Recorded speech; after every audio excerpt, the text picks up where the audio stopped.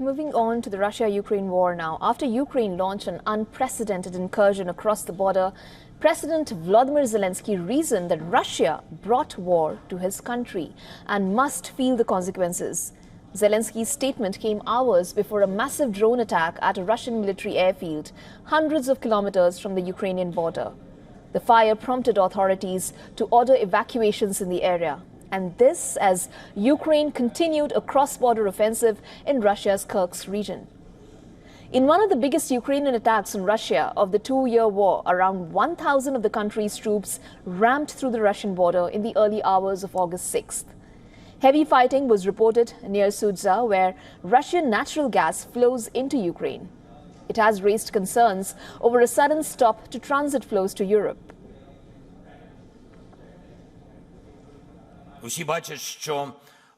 Everyone can see that the Ukrainian army knows how to surprise and knows how to achieve results. This is demonstrated by the battlefield, where our soldiers not only withstood the overwhelming force of the occupiers, but also are destroying it in the way necessary to protect Ukraine, our state and independence.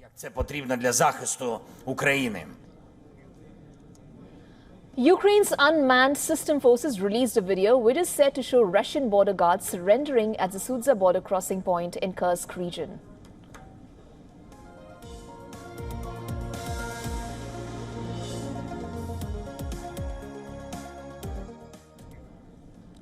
A state of emergency has been declared in the region. According to Russian officials, at least 5 civilians have been killed and 31 wounded since Tuesday.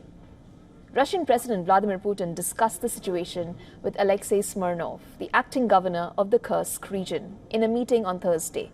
The governor informed the president that over 3,000 civilians have been evacuated by trains and buses from the zones that are under heavy shelling.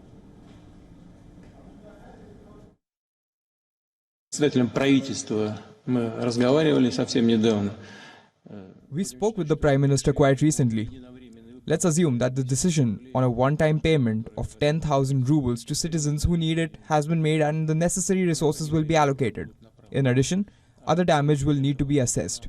Please, together with colleagues from various departments, including the Ministry of Emergency Situations, this work will need to be done.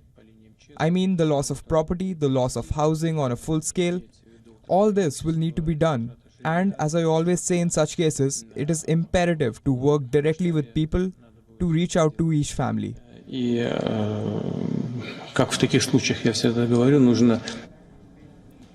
Meanwhile, amidst a shortage of manpower, Ukraine has said it will deploy robotic dogs to its front lines. The dogs, called Bad One, can sprint, climb, crouch and jump depending on the remote-controlled instructions given by its operator. They can prove invaluable for Kyiv in its war against Moscow.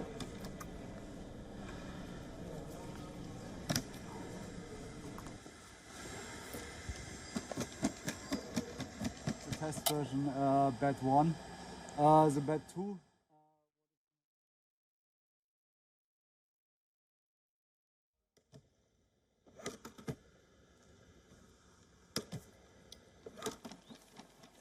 For all the latest news, download the WION app and subscribe to our YouTube channel.